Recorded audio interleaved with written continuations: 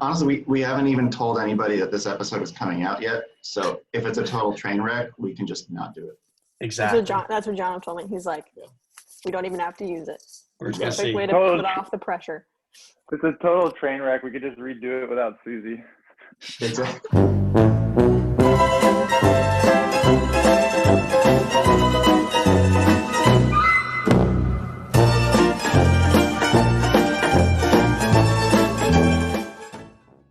Hello, and welcome to another episode of How to Beat Your Kids at Board Games. I'm John. I'm Dan. And today we have a very, very special episode for you people. You may have seen that there was very little buildup for this episode. In fact, we're recording it and we haven't even told anyone it was going to happen. That's because this is a special, special episode. It's called Family Game Night, okay? And it can also be called How to Beat Your Kids at Board Games After Dark. As you'll see, we are tackling a game today called Cards Against Humanity. It is perhaps something you wouldn't play with your young kids, but you would definitely play with your adult kids. So, and we are joined today by a few very special guests. Dan, you wanna introduce our guests? Yeah, absolutely. I think it might even be better to have them introduce themselves. So we're going to go around and we're going to give our name or appellation, our relation, our location, and our occupation. All right, so let's start here with my wife, Taylor. That's out of the bag there. Hi, my name is Taylor. I am Daniel's wife. And occupation, I am a systems engineer for Northrop Grumman. Oh, location? Mm-hmm. I am in La Jolla, California. Are you sure? I don't know. I'm in my apartment in La Jolla, California. My exact address is...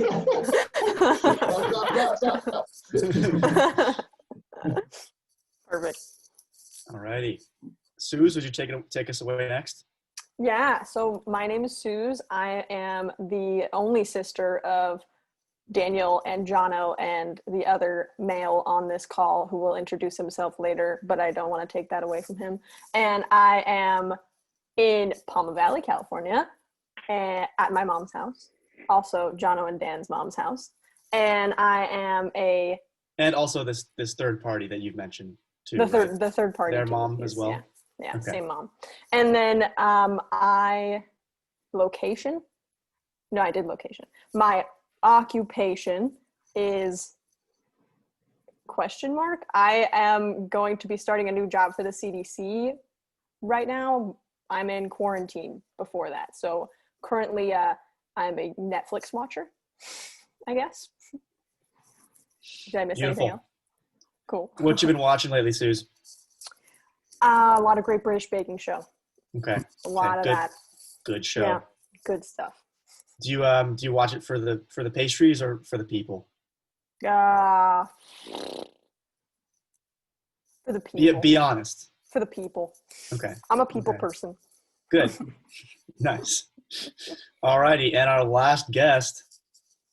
Take it away. Hi, my name's Brett. I'm the quote-unquote other brother who doesn't play as many board games. However, I have played this particular one. I am a graduate student in chemistry up at the University of Victoria in beautiful British Columbia, home of the Butchart Gardens for those who have been tourists here.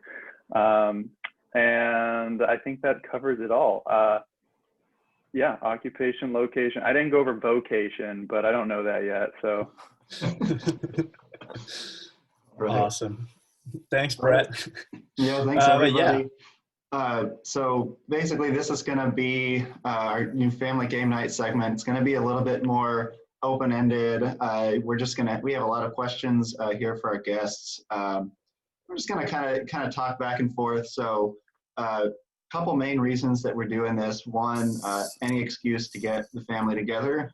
As you've heard, we live all in different places. We're all grown up. We love to get together and spend time. And we also, we always talk, John and I, about the human element in gaming, but it's kind of rare that we actually dig deep into the thought process when you're actually playing a game. And so we're kind of going to try to tease a little bit of that stuff out. And granted, this Cards Against Humanity game is a bit more lighthearted. So we're going to try it out and see how this kind of interview format works.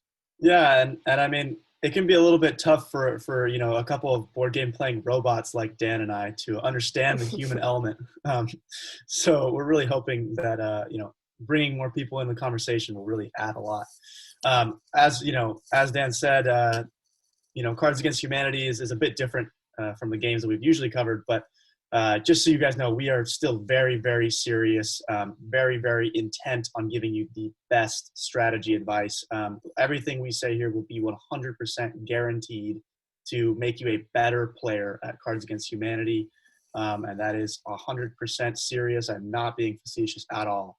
So, yeah, I mean, moving on here, we are also bringing a new development to How to Beat Your Kids at Board Games, which is that you know, if all goes well, not only will this audio be posted to our brand new YouTube channel, but also we'll be posting our Zoom video. So you'll get to see all our smiling faces and a couple of our microphones. And maybe some artwork that's in the back of my room. This is my childhood bedroom. So, you know, see what you can make out. But, lovely abstract piece behind your left shoulder. Yes, yeah, it is a lovely abstract. Yeah. Lastly, before we sort of get into the content, again, I'd like to stress that this is a game you're going to play with your adult kids. You know, Cards Against Humanity is sort of made a name for itself for being very politically incorrect, very off the cuff, sort of adult themes. So this is, yeah, again, this is we're stepping out of our comfort zone here in a lot of ways, bringing you this episode, but there will be adult content ahead. So if you're in the car with your 8-year-old, you might want to pick a different podcast to listen to. What might I suggest? Parcheesi. Yeah. So without further ado, Dan, what is Cards Against Humanity? All right. So, yeah, Cards Against Humanity was it's very similar to Apples to Apples if you've played that. So essentially, the concept is it's a card matching game. So you've got one card in the middle. The person whose turn it is plays that card. This card is black, and it'll have a phrase on it like. I don't have a good example, but it'll have a sentence with a blank. Don't worry, we'll get into lots of examples later. So it'll have a sentence with a blank or 2 or 3, and the people around the table have to put their white cards in the middle, and the person whose turn it is sort of judges which completion of the sentence or the phrase they like the best, and they pick those cards, and the person who put those cards in gets that black card in the middle, and typically the first person to, I think, 7 black cards wins the game. But I mean, you usually don't care as much about who's winning the game. It's much more the experience of playing that's fun. You care. You care. If you're Susie, I think you might care. The game just might not end at 7 cards. It depends on how much fun you're having. Exactly. Yeah. Yeah. Yeah. Setting a hard time limit on a game of Cards Against Humanity seems almost counterintuitive. Definitely. Yeah. Absolutely. So that's the concept of the game. It's, like John said, it can be very raunchy. It's kind of supposed to be politically incorrect. There's lots of things you wouldn't normally say around the table, or maybe you would, but yeah. So like it was brought around in 2011 from a Kickstarter campaign. They raised $15,000 to start this card game, like 4 times as much as they had planned to raise. And it was a really quick hit. People loved it a lot. People love to kind of get into that zone where you get kind of a lot of guilty laughs and a lot of fun surprises too. But again, we'll get into the actual cards later. So I think it's interesting, even with a game that is supposed to be politically incorrect, Cards Against Humanity actually received a fair amount of criticism about sort of being unevenly politically incorrect, sort of discriminatory towards maybe certain groups, a few too many, say, rape jokes or Jew jokes or Black people jokes, stuff like that. And to their credit, they've reiterated a lot on their game, taking out some cards, putting in some new cards, continuing the conversation. But if you want to read more about the Cards Against Humanity history, really recommend going to their Wikipedia page. A lot of cool stuff on there. They've done a lot of wacky marketing campaigns too. Like, for example, they raised their price on Black Friday and called it an anti-sale, and they actually had their sales increase. So yeah, kind of a wacky game. And yeah, we're really excited to talk about it today. Yeah, I think that kind of covers it for the history. But again, if you want to learn more, go ahead and go to that Wikipedia page or look it up. Mm-hmm, of course. And with that, I think, we'll break into our opening line of questioning, see where that leads us. So the first question I have, and maybe let's start. Oh, well, you know what? I actually, we've forgotten to include a very important piece of news, sort of part of the inspiration for this family game night. Susie has mentioned that she will be moving up, or that she will be working for the CDC soon. It turns out she's actually leaving from San Diego to go up to San Francisco to work, and she's moving very, very soon, within the week, I believe. And so that is sort of what prompted us to, get in. It's sort of ironic because we're, doing Zoom anyway. We're still doing, yeah, exactly. We're still doing Zoom, but we're here and we're sending off Susie to her new job. So congratulations, Susie, and we're really excited for you. Thanks, guys. And also, we know that you're the resident expert on Cards Against Humanity, so it was a no-brainer choice to do this episode. My history with Cards Against Humanity is the hottest and coldest relationship. I'm either the best or I'm like, I win no cards in an entire game. So we'll see if there. Perhaps, you have to read the crowd a bit, right? Maybe we can talk about that later. Yeah. Yeah. Maybe it was just a tough night for Suze. There are tough nights, but you gotta always try again. Getting back up when you fall is the key. Exactly. Yeah. So we can go around the room a little bit and say, I'll start off how often are you playing Cards Against Humanity? Personally, I play it, I play probably 3 or 4 times a year, usually around holidays would be my guess. But also up at school, I've played a bit. Good way to sort of ice break with new people that you're meeting. So, well, it can be a good way. It sort of depends on how the game rolls out. Yeah, that's me. How about you, Brett?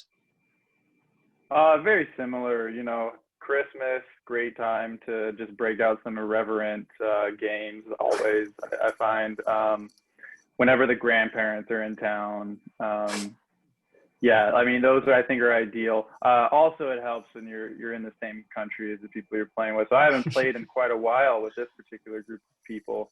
I will also note I did not get a family game night, let alone a podcast dedicated to me when I moved out of the country. But when Susie moves within the same state, she does. So yeah, there you go. But yeah, holidays, excellent time whenever you're with family or friends. Brett's whole shtick is that he's just going to be left out of everything. He's the forgotten brother. Yeah. All right. And Susie and Taylor, you guys want to go in that order? Sure. I think mine depends entirely upon whether I'm around a group of people that's big enough for me to play this game. I think this game, you can't really play with less than 4 people, in my opinion. And so recently I haven't really been around a group big enough to do that. But I played it a lot with roommates in various settings, either at college or last year. Last year we actually bought a set of the Australian Cards Against Humanity when I was living in India, and we played a couple times, and we always had booze involved, which just made it really fun. We'd stay up late playing, but I feel like this is one of the games you can't play it too much, or else it kind of loses its whimsy. So I feel like you can't really play it more than like a couple times a year, a couple times, maybe like 6 times a year. That's gonna be my Yeah. And in your experience, has the booze been necessary, or? It's necessary for me. It really breaks down my walls. Okay. Put it that way. So I have a follow-up question on that, Susie. So you say you can't play the game too much, or it loses its whimsy. Now, if you've played the American game too much, does the Australian version still have its whimsy? The Australian version is interesting. I will say mostly it's the same, and you'll have like some substituted words for like Australian English, which is different, but it definitely features a few mates and things like that. I think there might be a shrimp on the Barbie card, but I don't know. And then, but there are also some cards that I just completely didn't understand at all. Oh, I'm there's sure. Cultural references. So there's some whimsy that is gained from doing a different version, but also there are some cards that are just completely unusable because I don't understand what they meant. So Yeah. some trade-offs. It's sort of like watching British sketch comedy. You know it's really funny. You just don't know why. Yeah. Yeah. I can't say I watch a lot of British sketch comedy, but I imagine what you're saying. To each their own, you know. Yeah, cool. All right. And Taylor, take it away. Yeah, so I probably have a similar experience to everyone else here. I probably play it, normally at, holiday time, Christmas time. I played a lot in college, similar to Susie, with different, groups of people. When I would be in training for some of the jobs that I was doing, that would be kind of an icebreaker for everyone on the team. For a lot of my coworkers, would be to play Cards Against Humanity. And I feel like it was one of those nice games where, because it is so out there in a lot of ways and has a lot of like adult themes and whatnot, it kind of really pushes you outside of your comfort zone, especially in front of a group full of strangers. And in like a business setting, right? I mean, yeah, I mean, we weren't playing with our bosses or whatnot, but the coworkers would play together, and it was a good way to break the ice for people who didn't know one another very well, to kind of show the more humorous side to each of our personalities. So yeah, I would say probably about 3 to 4 times a year. Obviously, with everything going on in the world right now, there haven't been as many get-togethers. I think that's about a good estimate of the frequency with which I've played it. Cool. Yeah, and I'd say about the same, 3-4 times a year. Although I don't know that we've played it at all this year, which is very sad. But play a lot of like games that are similar to it. Like what do you meme is one that I think is pretty similar that we've played more recently. But yeah, I think it's always very fun. So we play with her family. Obviously, we played a lot with our family, and I think it's really fun to play with people who tend to be more reserved in their day-to-day life, which I think we'll sort of tease out in the questions later on. But it's a fun way to kind of see how people think and what is funny to them. So yeah. Probably been a good way for you to get to know your in-laws, huh? Definitely. Absolutely. And for them to get to know me. Okay, so yeah, I think that's a good lead into the next question, which is, if we haven't frozen, who is the most surprising player you've ever played with?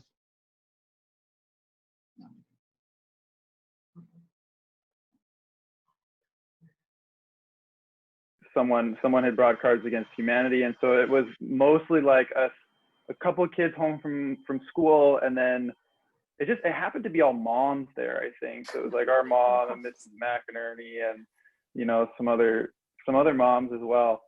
and I just remember there were I'm a young, inexperienced college student, and there were cards that I did not know what they meant. I don't really want to repeat them, but basically, whenever I was having a question, my mom was cracking up, and so I knew she knew exactly what the card meant. Moms are dirty. Moms are so dirty. One of the lessons you learn from this game, exactly. Yeah. So if your mom listening to this, we're talking directly at you. Yeah. Just know that. That's great. Yeah. They're like Urban Dictionary substitutes, I feel like. Yeah. Exactly. Who needs Urban Dictionary when you got a mom? Yeah, it's sort of there's always that awkward moment where you're like, man, should I play this card because I don't think they'll know what it means, or should I play this card because I do think they'll know what it means? Even if I don't. Yeah, exactly. Right. Yeah, that's a good story. I think Susie and I have the same story in mind. Susie, you want to go through that one? Does it involve our grandfather? Maybe. I don't know. Yeah, we went the first time we got our set, which actually I'm realizing might be out of date now because there are quite a bit of like pretty politically incorrect references in our deck, so maybe they've changed it since then. But when we first got ours, we got it for Christmas from our mom, of course, because like we said, moms are dirty. But we got our Cards Against Humanity, and we played it with our grandparents there on the first day, and I think we kind of knew how that was going to go a little bit, just because our grandparents are they appreciate adult humor for sure. I think they have a hidden side. And our grandpa's particularly stoic, but like, I think we kind of knew there'd be things up his sleeve. And he just like, he was honestly playing like the dirtiest cards with no shame, I feel like. He was playing out of his mind. Yeah, every time we got a card, we were like, who put this one down?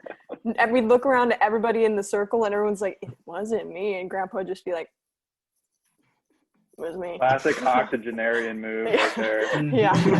He's very secure in himself now, and he just, he knows a sense of humor, and he's not afraid to show it. I mean, hey, what is life if you can't retire and play a nice, comfortable game of Cards Against Humanity with your family, right? Exactly. Be yourself.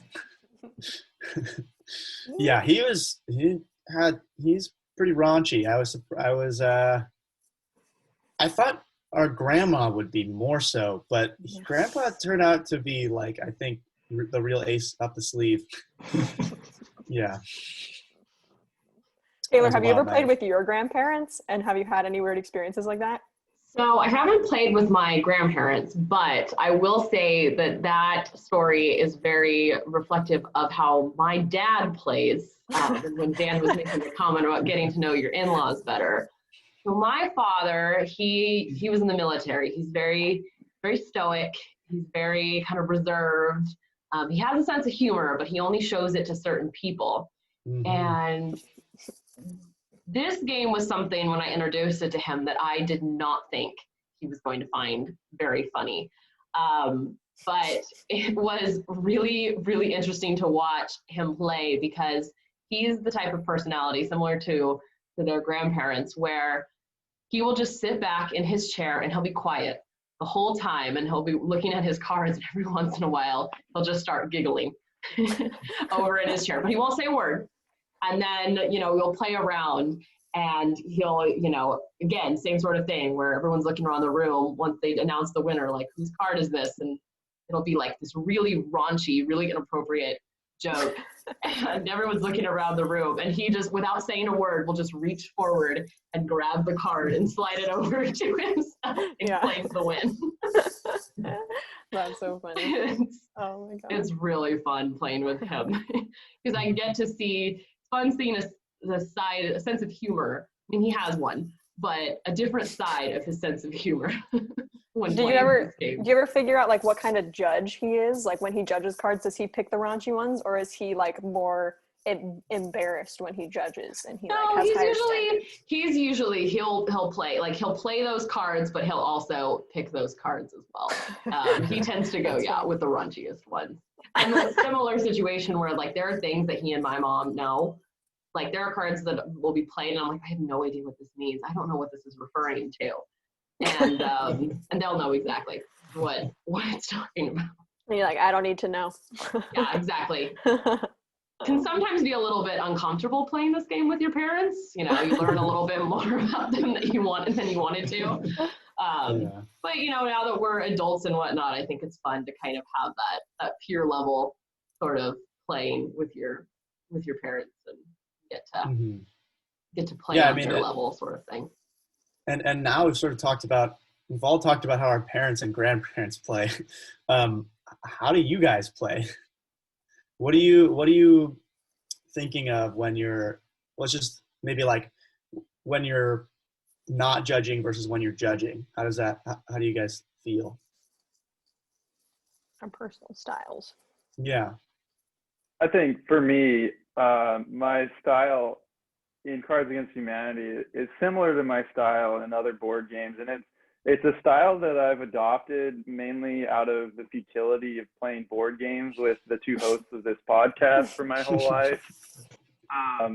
You know, at a certain point when you realize you're probably not going to win, like ever, you just become an agent of chaos because it's more fun for you that way. Like you might not win, but you're going to ruin a few people's days, and like that can be gratifying in its own way. And I think I play Cards Against Humanity like that as well. Like, and that's what the game is designed for too. It's like whatever I'm feeling in a given round, that's what I'm going to play. Like, I don't want people to be able to predict what I'm playing, because then, especially if I am doing all right, like they as a judge might not select my card because they don't want me to get another card. So I think it's in some ways works to my advantage if people have no idea which one I put down, because they're never going to try to vote against me as a judge. And as a judge myself, I'm definitely trying to you know, like I like to think of it like I'm a little like I'm a neural network or something, and just hoping that I'm going to recognize patterns as the game goes on. And it's normally like I'm just hoping that it happens by osmosis without me having to think too much, and that never really happens. But I'm hoping that by the end of the game, I have some sense of like, okay, Susie's been playing all the raunchiest cards this whole time. I know she's already won like 6. This raunchy card in this next round, hell no, I'm not picking that as a judge, because like I don't want Susie to win. So yeah, it's sort of like trying to also recognize what other people have been putting down.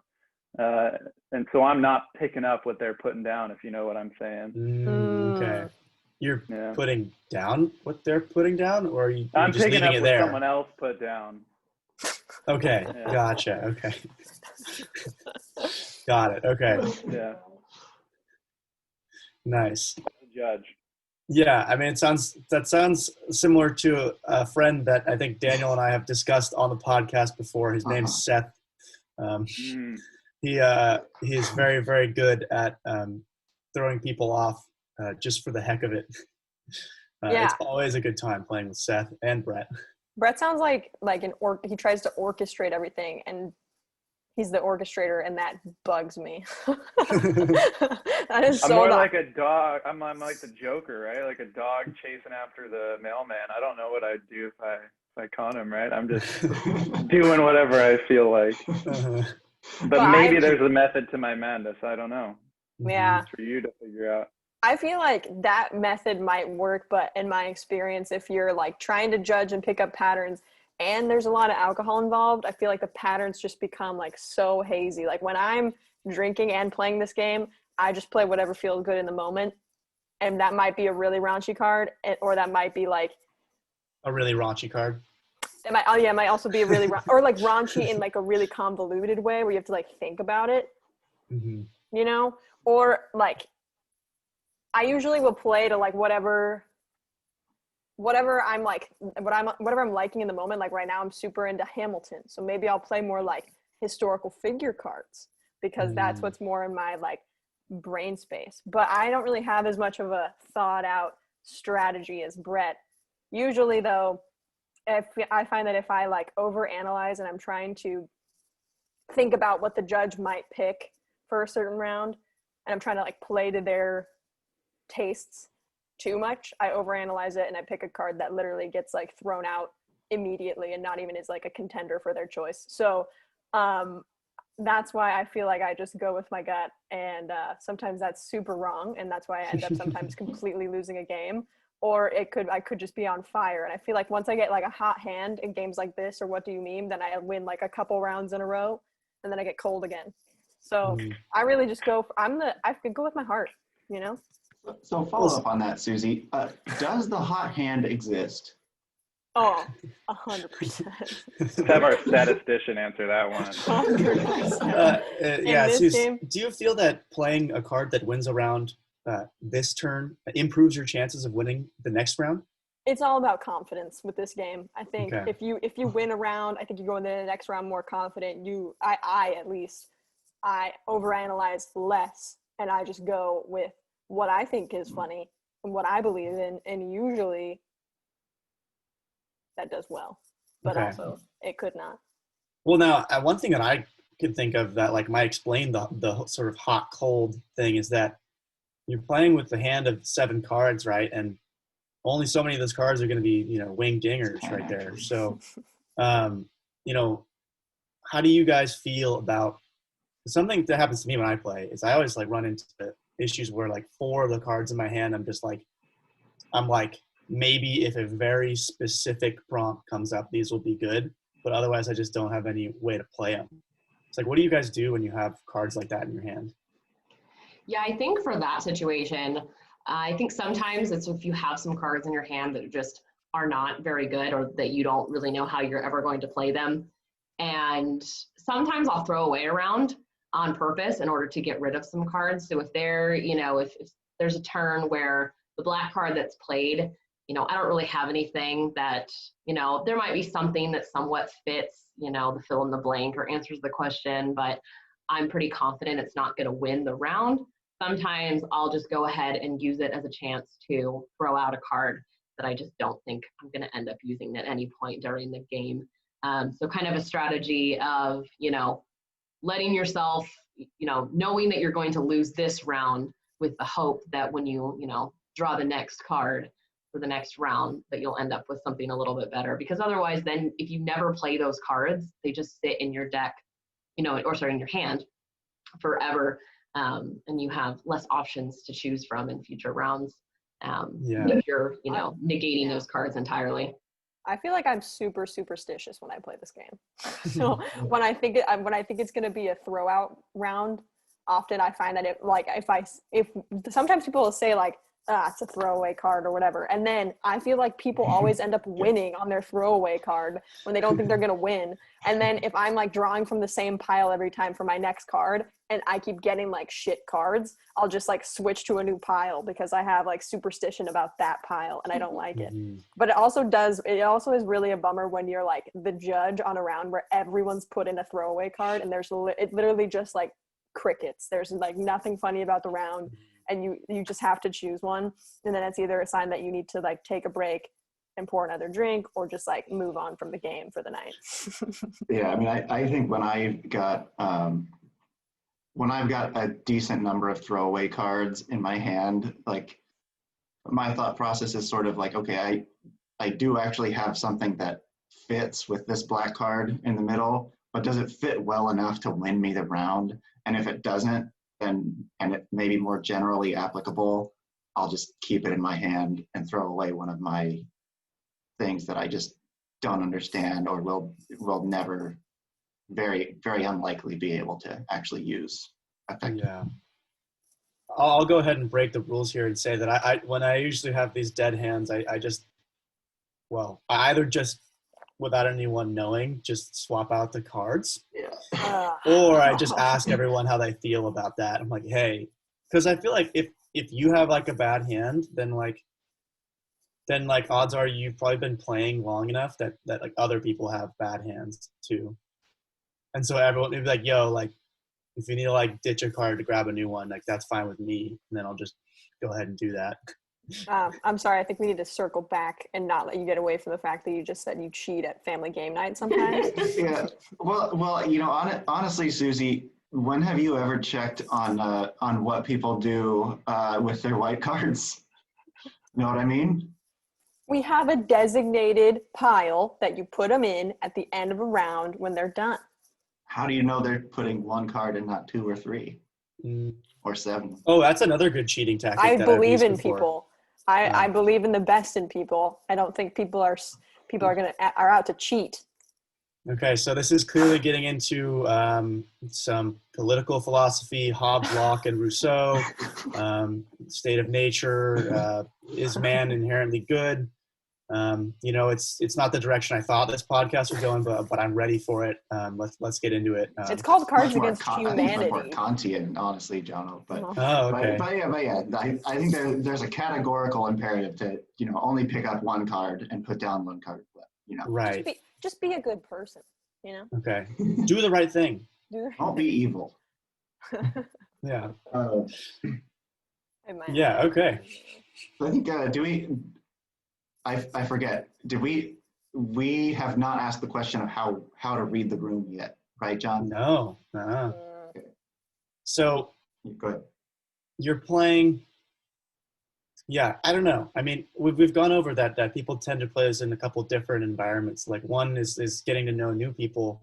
2 is like playing with people you know really well. And so like, how do you take your like ideas about what other people will think are funny? Do you care that much, or do you just play what you think's funny? I was just gonna say, at a certain point, I only care about what I think is funny, because, so there's like low-hanging fruit in this game. Like you could just throw out like the most disgusting card you have, and you'll probably get some laughs, and you'll probably win like 30% of the time because there's only so many of those like horrible cards in the game, and chances are you might be the only one to put one in that round.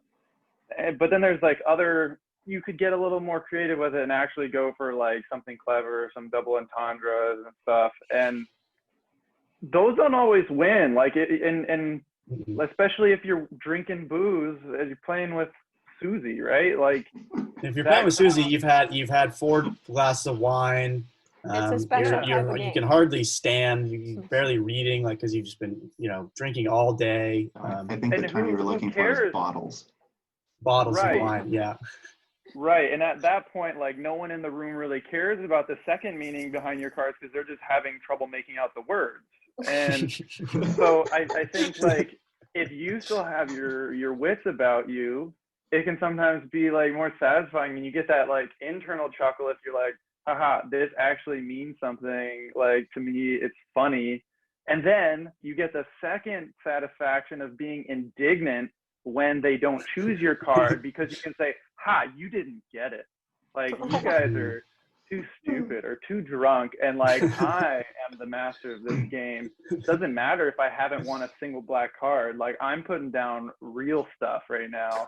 And so I think that can be fun too. And so that's why oftentimes I don't care. Like, I don't care when I'm putting down cards. I don't really care too much about what a judge will think. It's more like when I'm judging, I try to discern what people put down, because that's where I feel like I can really make more of a difference in the game, is like trying to figure out who I'm going to select as a judge. And when I'm playing, I just go for what I think is funny. Okay.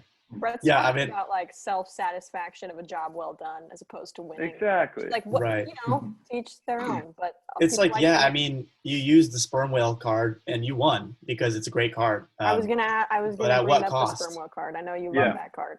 It's, I mean, that's probably my best tip for you guys. Instant win. So save that one for when you really need it. It just says sperm whales, period. It only comes around once a game, so you really have to make sure you use it well. No, exactly. You got to make the most of it. But I kind of guarantee you, like, it's going to win you the round. I've never had bad luck with it. Yeah, it's true.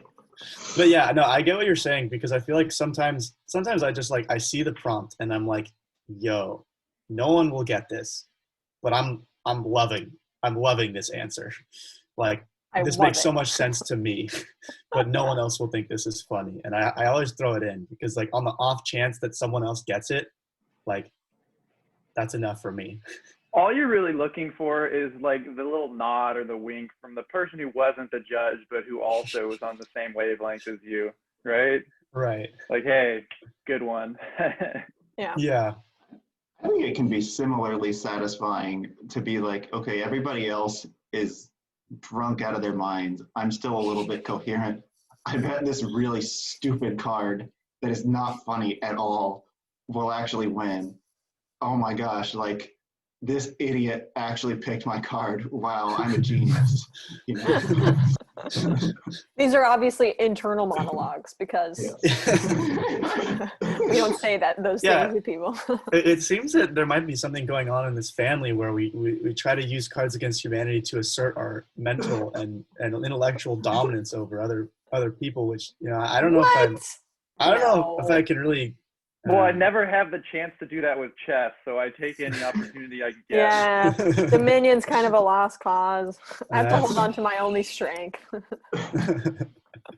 I quit. A drunk game of Cards Against Humanity. Yeah. Drunk chess is pretty fun too. Just saying. Drunk chess boxing, even better. Oh my gosh, yeah, definitely. Jan and I actually played an absolutely rousing game of drunk backgammon the other day too. Oh, that was a good series. It was a good time. Yeah. Right on. Yeah. Yeah. Yeah. No. So Taylor, you got anything to add? I'm putting you on the spot here. Reading the room. Yeah, no, I think I kind of have a general strategy of just like shock and awe, but if I know the people well enough in the room and, you know, especially if it's family members or, you know, close friends or whatnot, I think I try for certain people, if they have very distinct personalities or distinct senses of humor, I think I'll try to play to those. I know some people like the raunchier the better. They'll always pick that, you know, for certain people that I'm playing with. So, you know, when it's their turn to be the judge, I just pick the raunchiest card I can. Some people like, you know, like the more subtle humor or the dry humor or the kind of like the sperm whales humor. And, you know, if I know that person is the judge, I'll sometimes try to play to that, you know, the simplistic card that can say more than just the one or two words that's on the card. So I think there's like a general strategy that I have, you know, if I don't know people very well, but yeah, in terms of reading the room for people that I know, I think that's kind of how I try to strategize a little bit there. Yeah. I mean, I totally get like there's satisfaction of like having one person that's a judge and being like, I think I know exactly what this person will like. And then if you guess right, then like it's kind of cool. And you made them laugh. So, you know, that's reward as well. Yeah. So I think you have to choose if there's like one person who always is like, this goes back to what Brett was saying about like, you can kind of start finding a pattern about who's putting in what cards to the pot anonymously. But like, if there's someone who is always going to put the raunchiest card, you have to decide like, do you want to go up against that person? If they keep winning for like with those cards, like, do you want to try and match that level? And do you have it in your cards to match that level of nasty? But like, it's whether or not you want to stick to your guns and your sense of humor, or if you're like trying to play to the judge, but also you might be going up against someone who's playing that same sense of humor. You know what I mean? Like maybe you won't win that round. Yeah. One thing they teach you in business school is the importance of differentiating your product from your competitors. Exactly. So if you've got someone else who's playing the raunch cards, you may want to try and go a different direction, you know, or really try to discern who's going to like that versus something else. Just you got to find your brand. Yeah, exactly. Yeah. So, you know, we've talked a little bit about that there just seem to be some cards that, you know, are going to get you a little bit further than other cards, you know, just on a general basis, right? Like some cards might be a little bit stronger than others. Would you guys agree or? Yes. Okay. So I'm going to lead a little exercise here. So we get to know sort of, one, so we can get a feel for what cards are stronger than others, but also so we can get a feel for you guys' personal senses of humor here. I'm going to read off 3 cards, and I want you guys to think long and hard about these cards. That's what she said. And,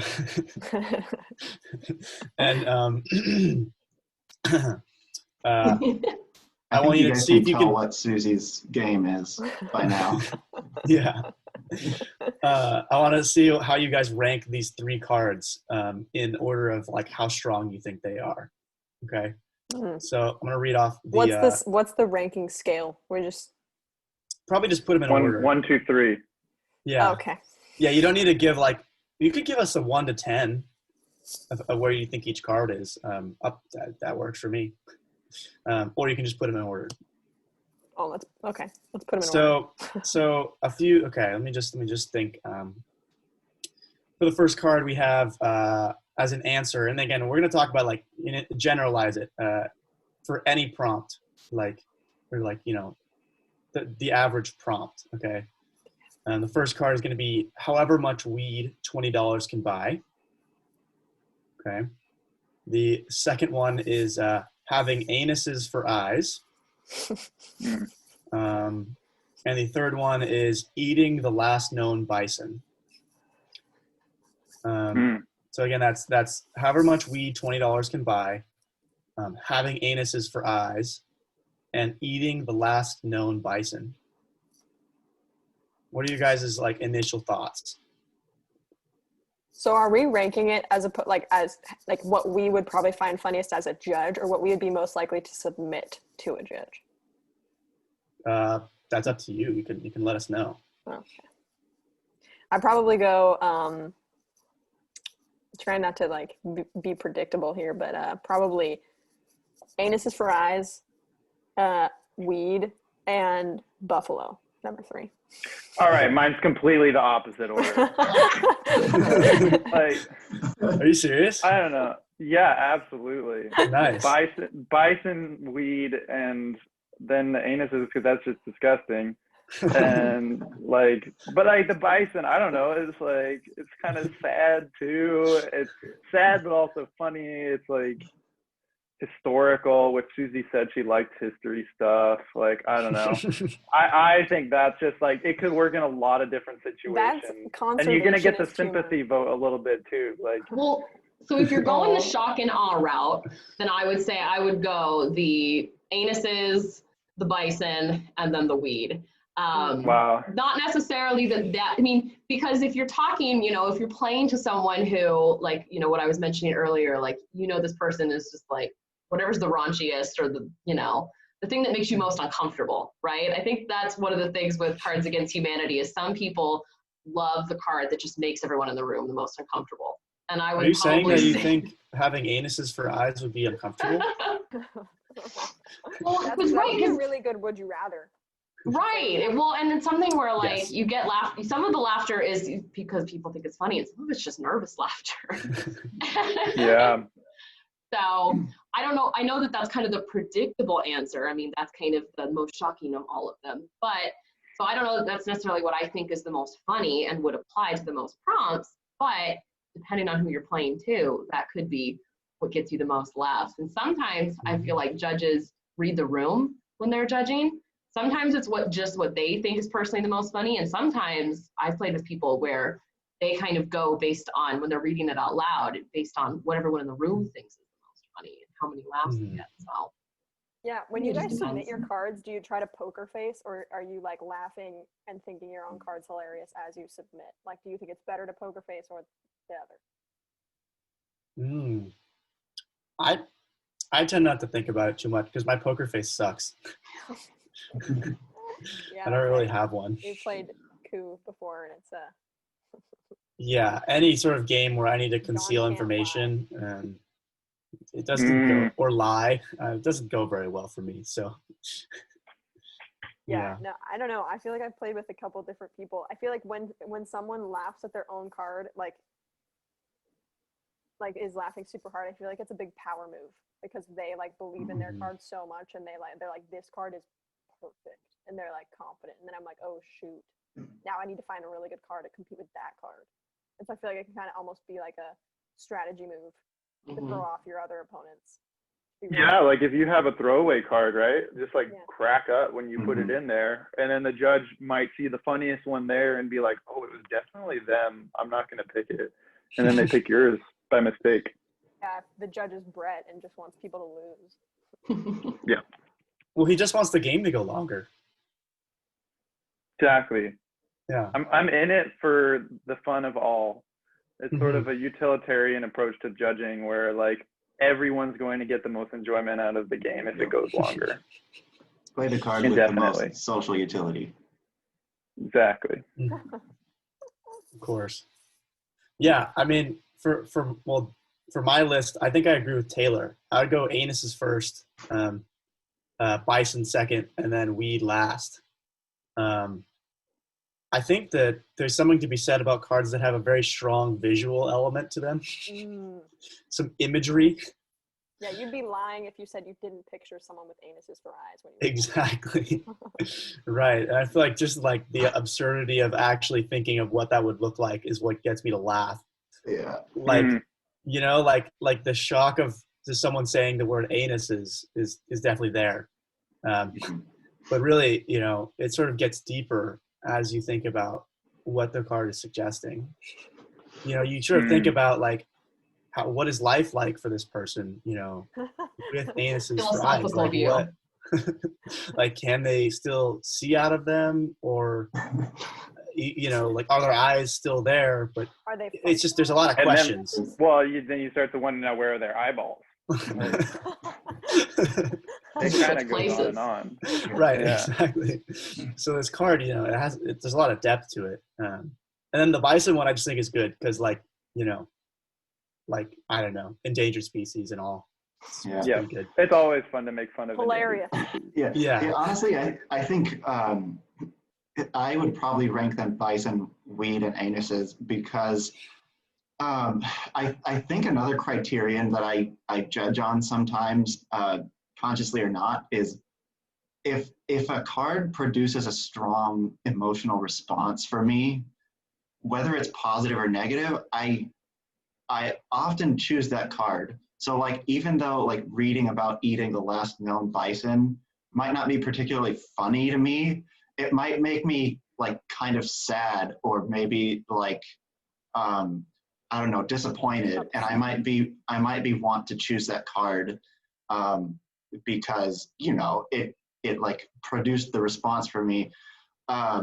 And I'm also kind of a guy that, well, like Taylor mentioned, more of a subtle, dry sense of humor. And so some of the more visual things, like, I tend to see them as kind of like unoriginal and like not inherently funny, but just like maybe like less clever, you know? Yeah, like less clever and kind of more trying to just elicit like a response, like a sort of like 2010s like randomness is funny kind of approach. And I'm somebody who doesn't quite see things that way. So yeah. Was that a decade trend in comedy that you've, like a theme of comedy you picked up in the last? I just remember like around like 8th through 10th grade, there were all these shows like iCarly or like Sunny with a Chance, where like the premise so was random. The show is literally called So Random, and the premise was just like, oh, it's something that I've never seen before, therefore it's funny. And like, you know, it's kind of run its course for me, you know. Yeah, it's sort of like just like, oh, irony for irony's sake is funny, you know. Like, I didn't expect Spencer to have an emu in their apartment in Seattle. I also think from Daniel's response, we can tell that he does not consider disgust to be an emotional reaction. Right. Worth eliciting, at least, for this game. Yeah, I mean, well, sometimes though, like, yeah, I feel like I get what Dan's saying is like, sometimes you see a card where you're like, okay, you're like, this card is so like overt, it's so funny or like strong on its own that it almost takes no skill to play it. It's a bathhouse. Like, it's like, oh, they just slapped us down because they like didn't have a better card. So I feel like sometimes I'm less inclined to pick those cards because I think they just took the easy way out. Yeah, I call that a gut reaction. I call that instinct. Although, however, I still have to agree that sperm whales wins Okay, good. every time. Yeah, I mean, I didn't even include it in the list because I figured it's pretty obvious. And also, Would you say- you can't put a sperm whale in a box. I mean, just try. You can't. Try. It's too big. Would you say sperm whales is a card that elicits a visual response for you, Jono? Absolutely. Definitely, for yes, John. for me.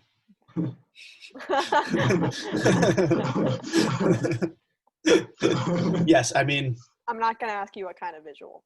no, I mean, I'm purely thinking like, boom, you got whale here, like you got giant squid in the mouth, Mhm. like that's what I'm great. thinking. Yeah. But Mhm. for the first word of that card, you're just cracking up, and you're like, oh wait, they're talking about the whales. Okay, yeah, I Yeah. get it. Squid. It's a head full of spermaceti. Hmm. Yeah. Yeah. Dan, I think we had another exercise that we wanted to run everyone through. I think you're probably more prepped to lead this one. Yeah. Okay. So I'm going to. I've written down some phrases on a Post-it note, and I also have some real Cards Against Humanity cards. And Taylor, if you see anything, I'm so sorry. I'm going to ask you to be quiet. But if you don't see anything, feel free to respond. Taylor's sitting next to me for those listening. So I'm going to read off 2 Cards Against Humanity cards and one of my, quote, fake cards in no particular order. And I want each of you guys to try and guess which one is not the real card. Now, keep in mind, I haven't looked at every single Cards Against Humanity card. So the one that I made up may actually possibly be a real card, but I don't know it if it is. Okay, so we're going to start off with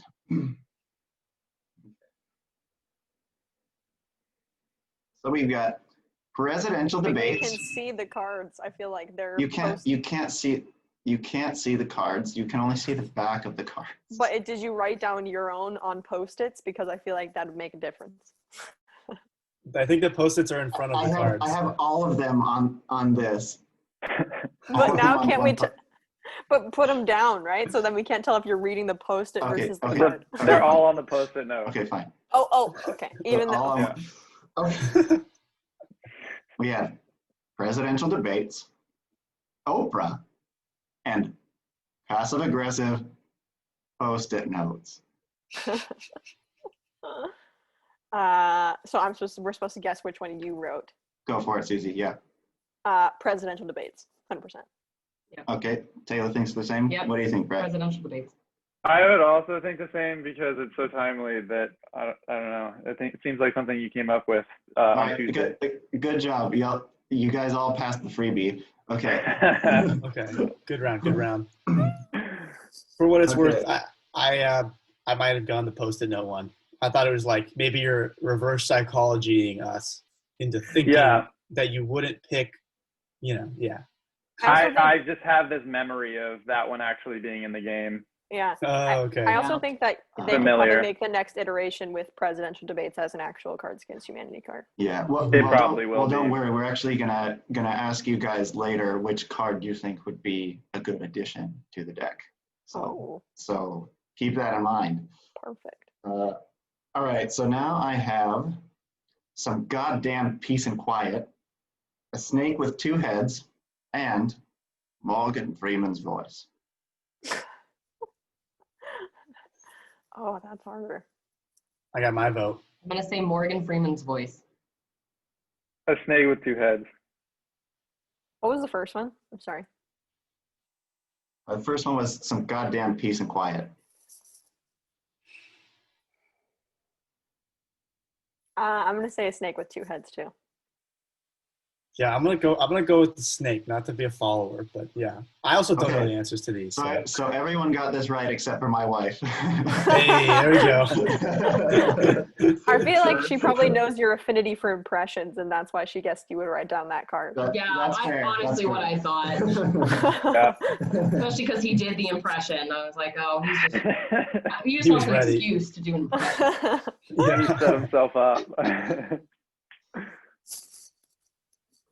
Okay, so now we have invading Poland, giving birth to the Antichrist, and your grandparents' Dust Bowl stories. Oh. Oh, wait. I feel like I've seen all of these cards in the game before. Is this Maybe it's a question? trick. Yeah. Yeah, it could be a trick. I'm gonna go with Dust Bowl stories. I'm going to go with invading Poland. I was going with the Antichrist. I'm going with Dust Bowl. Ooh, what do I do? John and Taylor are correct. Oh! Yeah, that's what I thought. Susie and Brett, we actually have listened to grandparents' Dust Bowl stories, so Yeah, I guess it was the familiarity thing. They all sounded familiar, and so Yeah. I didn't know which one to choose. well, I like that one. I saw a card called the Great Depression, and so I didn't write that one, but I wrote something similar, so looks like it worked. Good job. Nice. All right. Well done. Nice. How many more rounds we got, Dan? Let's see. How We got many of these 4 did you more prepare? rounds. We got Oh 4 my more gosh. rounds. Okay. I'm just All taking right. all I the did ones out for all the you. ones I get wrong. Okay. You came up with 6 novel cards. 7, actually. Oh, Okay. So we have. Been losing already, Suze, or what? All right. So we have Emma Watson, Dead Birds Everywhere, and Jazz. Dead birds everywhere. But I think that's what it is, but that's a really good card. But I don't recognize it. Dead birds everywhere because it recently happened in the news. Oh, That's my guess. Really? I was gonna. Yeah, there was like a bunch of headlines about a bunch of dead birds in like the South or something. I don't know. Maybe you Yikes. subconsciously picked it up, or maybe it's The a real damn card. I don't know. windmills. It's the I'm windmills. gonna go with Jazz. I think I'm gonna go with I'm gonna go with Jazz too. John and Taylor are correct. Jazz. Wow. Dead Birds Wow. Everywhere We is have a a real gift. card. I like that. Dead birds everywhere. Dead birds. That's my new favorite. But I also like Jazz. Jazz. I could definitely see that I being a almost card. wrote Ragtime, but I felt that would be too revealing. Yeah, not enough people would know what that is. I keep shaking the table. I'm so excited. But okay, so let's see. We have Nazis. We have accidentally spilling coffee on your final exam. Oh, And we have permanent orgasm face disorder. no. That's a real one. Definitely the second one. Spilling Yeah. coffee on your midterm. Final. Final. I think my face gave it away, but yeah, definitely the second one. I This guess is the the second one. and this didn't quite happen to me. I spilled water on my midterm exam. Wow. Okay. Oh. Whoa. So you really covered it up there by making it coffee Yeah, on the exactly. final, You really- so none of us would know. You really Yeah. upped the ante to increase the my humor of that wife knew situation. again. Okay, so we have 2 more. Very fun. Okay. Yes, it is very fun. I'm having fun. Are you guys having fun? Oh yeah. It was very stimulating. Yes, yes. Okay. Is the last one's a bonus round, right? Ooh, winner Double takes points? all. Yeah, actually, yes. The last one is one that I wrote down over the course of this podcast. So yeah, we'll call it a bonus round. Okay.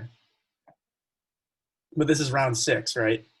Yeah. Did you see it? Okay. Okay, good. The penultimate. Okay, so we have eugenics, getting crushed by a vending machine, and liberals. Oh. Oh. Vending machine. I also feel like these are all recognizable to me. But Yeah. I think it's vending machine because Dan knows that you're more likely to get crushed by a vending machine than you are to get killed by a shark. Am I right? Am I right? Oh, Isn't that a gee, that's a statistic? good I would point. have gone vending machine too. Really? I was going to go with liberals. You're all wrong. No way. It was eugenics. Ah, Wait, what? Yep. Wait. no way. Like I said, No. it might be a real card, but I didn't look at it. I wrote it down. Let me do some Dang. quick Command F here. I have a database. Yeah, definitely. Dang. No. Wait. Wow. Wait. Yes, that's a card. Dang it. Okay, well, that just means I'm a genius. Yeah. Well, see, Dan, if you haven't played if you've only played version 2.0 on, then you haven't played with this card. Oh, they took it out. They took it out. Too Yeah, sensitive. I guess Too so. insensitive. Wow. Oh, Yeah, interesting. I can see that for sure. Pretty good. That's a good one though. Do they leave Nazis in? Well, I think- I'm trying to figure out Yeah, let me check. which one we have, because we definitely have Nazis in here. Yeah, When Nazis did is version still 2.0 in. come out? No idea, Yeah. unfortunately. Oh, Okay, well. Bonus round. Bonus round. Are you guys ready? Oh wait, Okay. wait. Let's give it a quick pause so we can throw it to the music.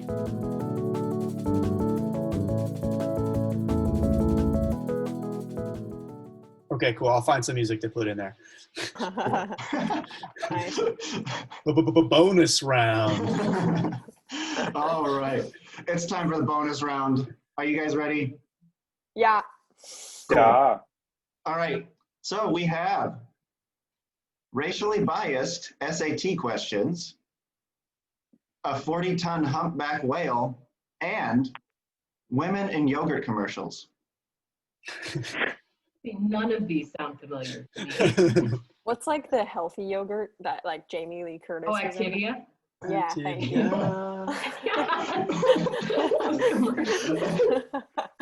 And you got all the dots, and they get all the dots in your tummy, and they're all Yeah. like mushed up, and then they all sort of just form an arrow. Wait, what was the first one?